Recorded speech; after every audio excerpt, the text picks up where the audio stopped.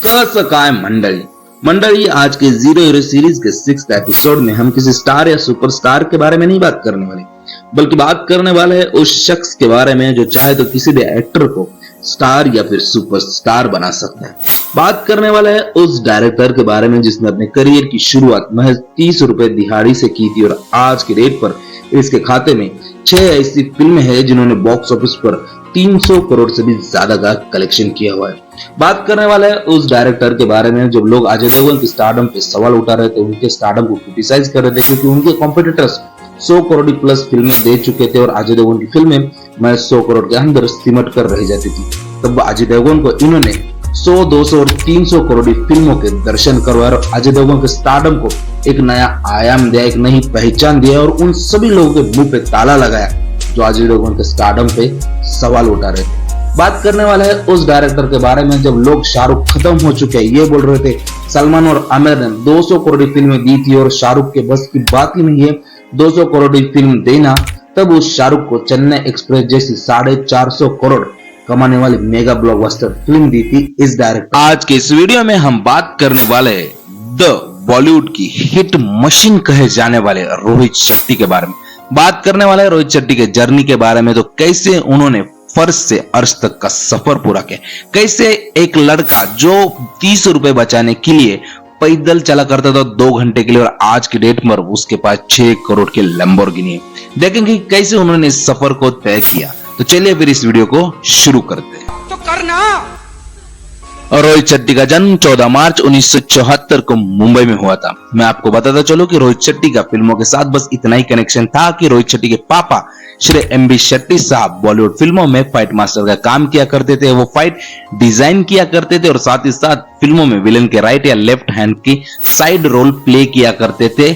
और रोहित शेट्टी जब काफी छोटे थे तभी अनफॉर्चुनेटली एम.बी. शेट्टी साहब की डेथ हो गई और एम.बी. शेट्टी साहब के डेथ के बाद रोहित शेट्टी के घर की फाइनेंशियल हालत काफी ज्यादा खराब हुई और इसी फाइनेंशियल हालत से जूझती हुई रत्ना शेट्टी जो कि रोहित शेट्टी की मम्मी है, वो एक समय पर अमिताभ बच्चन जी के यहाँ पर फाइनेंशियल हेल्प मांगने तक गई थी और अमिताभ बच्चन जी ने बखूबी ढंग से उनकी फाइनेंशियल हेल्प तक की थी।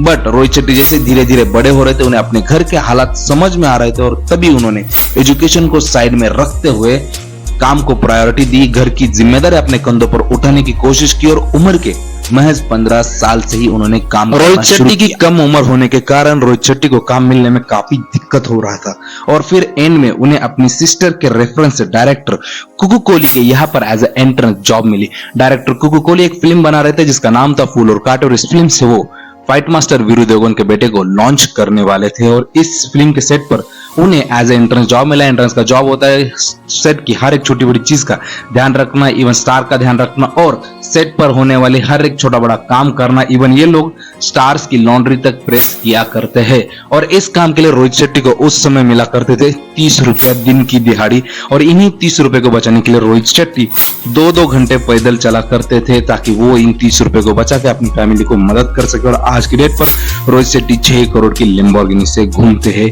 मतलब कि कितना जबरदस्त सफर है अपने रोहित शेट्टी का।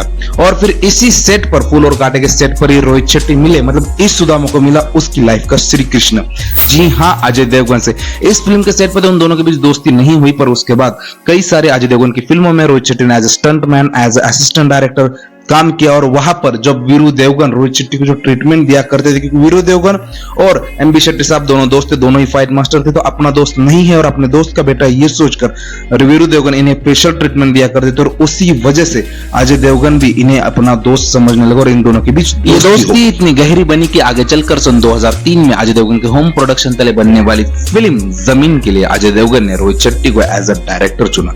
मैं आपको बताता चलूं कि जो लड़का अजय देवगन की फिल्मों पर एंट्रेंस काम किया करता था, जो लड़का अजय देवगन की फिल्मों पर बॉडी डबल का काम किया करता था, जो लड़का उन फिल्मों के सेट पर एक्ट्रेस की लॉन्ड्री प्रेस किया करता, वही लड़का आज अजय देवगन की फिल्म को डायरेक्ट कर रहा था। ये मोमेंट रोहित शेट्टी के लिए ड्रीम कम ट्रू वाला मोमेंट था, बट किस्मत को शायद कुछ और ही मंजूर था। इनकी पहली फिल्म अजय देवगन के साथ जमीन काफी बुरी तरह से पीट गई। इस फिल्म में अभिषेक बच्चन भी थे। ये फिल्म फ्लॉप साबित हुई और रोहित शेट्टी को लगा कि शायद मेरा करियर शुरू होने से पहले ही खत्म हुआ। और रोहित शेट्टी को हमेशा से मतलब एक्शन से कनेक्टेड बंदा था, फिल्मों के सेट पर भी जब काम करता था तो बॉडी डबल एज एक्शन में ही काम करता था, फिर स्टंटमैन का काम करता था। तो इनका ज्यादातर रुचि एक्शन में ही हुआ करती थी और पहली फिल्म के बाद ये काफी ज्यादा डिप्रेस्ड हुए थे और फिर फिल्मों में वही अपना पुराना काम करने लगे। और इस बिग फेलियर के बाद वही बैक टू द लाइफ वाला कंसेप्ट लेकर रोहित शेट्टी फिर से फिल्मों में एडी एंड द स्टंटमैन काम करने लगे। और एक फिल्म के सिलसिले जब वो एक ऑफिस गए थे तब वहां पर उनकी मुलाकात होती है मशहूर राइटर नीरज बोरा साहब से, जो कि कॉमेडी फिल्में लिखने के लिए जाने जाते हैं। नीरज बोरा साहब ने उन्हें कहा कि आप कॉमेडी क्यों नहीं ट्राई करते, और तब रोहित शेट्टी ने कहा कि आप मजाक कर रहे हो, मैं हमेशा से एक्शन करता है और इवन मैं फिल्मों के सेट पर भी एज स्टंटमैन काम करता हूं, तो मैं कॉमेडी कैसे कर सकता हूं। और उन्होंने रोहित शेट्टी को एक कॉन्फिडेंस दिया कि आप बेहतरीन तरीके से कॉमेडी कर सकते हो। और तब रोहित शेट्टी ने कई सारे ऑप्शंस ढूंढने के बाद, कई सारे एक्टर्स ने उनकी फिल्म रिजेक्ट करने के बाद डर के मारे और शर्म के साथ अजय देवगन को फोन किया और कहा कि मैं एक फिल्म बनाना चाहता हूं, कॉमेडी फिल्म है, क्या आप उसमें मेरे साथ काम करोगे। और तब अजय देवगन ने कहा कि तू ड्रामा कर, कॉमेडी कर, एक्शन कर, जो करना है वो कर, मैं तेरे साथ खड़ा हूं। यानी कि जब इस बंदे के साथ कोई भी काम करना नहीं चाहता था, इसकी फर्स्ट फिल्म फ्लॉप हुई थी, तब अजय देवगन ने इनका साथ दिया। अगर ऐसा दोस्त हमें मिला तो हम भी लाइफ में बूम कर जाएंगे। और तब आती है फिल्म गोलमाल फन अनलिमिटेड और ये फिल्म का बजट होता है 15 करोड़ और ये फिल्म बॉक्स ऑफिस पर कमाती है मोर देन 40 करोड़ रुपए। गोलमाल के जबरदस्त सक्सेस के बाद रोहित शेट्टी सिर्फ कॉमेडी फिल्में ही बनाते हैं और तब हमें देखने को मिलती है गोलमाल 2, गोलमाल 3, बोल बच्चन और संडी जैसी कल्ट क्लासिक कॉमेडी फिल्में। आपको बताते चलो ये सारी फिल्में बॉक्स ऑफिस पर सुपर हिट हो चुकी है। सिर्फ संडे ऐसी फिल्म थी जो एवरेज साबित हुई थी। और फिर इन 4-5 कॉमेडी फिल्मों के बाद रोहित शेट्टी के अंदर का एक्शन का कीड़ा जागता है और तब वो फिल्म बनाते हैं सिंघम। सिंघम फिल्म वो फिल्म है जिसने बॉलीवुड में एक्शन और साथ ही साथ बॉलीवुड में कॉप यूनिवर्स की नींव रखी थी। इस फिल्म का बजट था 50 करोड़ रुपीस पर इस फिल्म ने बॉक्स ऑफिस पर कमाए थे 150 करोड़ रुपीस। और ये अजय देवगन के करियर की पहली ऐसी फिल्म थी जिसने बॉक्स ऑफिस पर 100 करोड़ से भी ज्यादा का कलेक्शन किया था और अजय देवगन के स्टारडम को एक नई पहचान दिलाई थी। और उसके बाद अजय देवगन को लोग एज अ सुपरस्टार कंसीडर करने लगे थे। और फिर सिंघम के बाद रोहित शेट्टी की जितनी भी फिल्में आई वो बॉक्स ऑफिस पर मेगा ब्लॉकबस्टर साबित हुई। और लंबे समय से एक हिट के लिए तरस रहे शाहरुख खान ने फिर रोहित शेट्टी के साथ कोलैब किया और फिर ऐसा कोलैब किया कि 450 करोड़ रुपए वाली चेन्नई एक्सप्रेस फिल्म रोहित शेट्टी ने शाहरुख खान के खाते में दिला दी।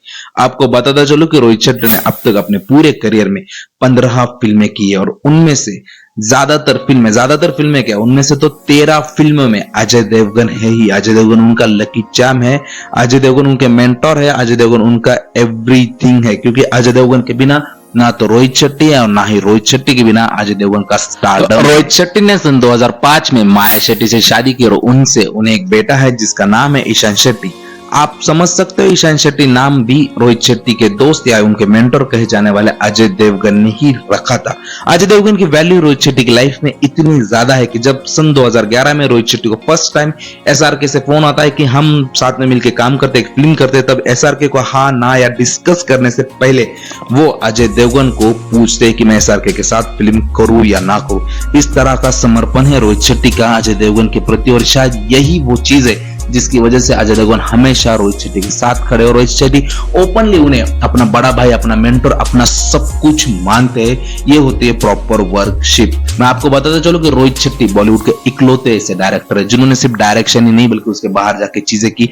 ये इकलौते पहले ऐसे डायरेक्टर बने जिन्होंने टीवी शोज किए, पहले से डायरेक्टर बने जिन्होंने टीवी शो को होस्ट किया। मतलब कि एक ऐसा डायरेक्टर जिस समय में सिर्फ एक्टर को ब्रांड इंडोर्स करने को मिलते थे, उस समय ये बॉलीवुड के पहले ऐसे डायरेक्टर बने जिन्हें ब्रांड इंडोर्समेंट मिला करते थे। और इसी चीज को देखकर फिर आगे जाकर बहुत से डायरेक्टर्स को ब्रांड इंडोर्समेंट मिलने लगे। रोहित शेट्टी का सफर काफी ज्यादा मजेदार है और काफी ज्यादा मीनिंगफुल और उनके सफर से बहुत कुछ हम लोग सीख सकते हैं। रोहित शेट्टी की लाइफ हमें यह सिखाती है कि लाइफ में चाहे बद से बदतर सिचुएशन क्यों ना हो जाए, हालात चाहे कितने भी खराब क्यों ना हो जाए, हालातों से हारो मत, बल्कि हालातों के खिलाफ खड़े रहो के हालातों को हराओ और अपने आप को प्रूफ करो। रोहित शेट्टी की लाइफ ये बताती है कि आपकी सिचुएशन चाहे जितनी भी बुरी क्यों ना हो, उससे भागो मत, बल्कि उसकी रिस्पॉन्सिबिलिटी उठाओ और उस सिचुएशन को बदलने की कोशिश करो और उसे बदल के दिखाओ।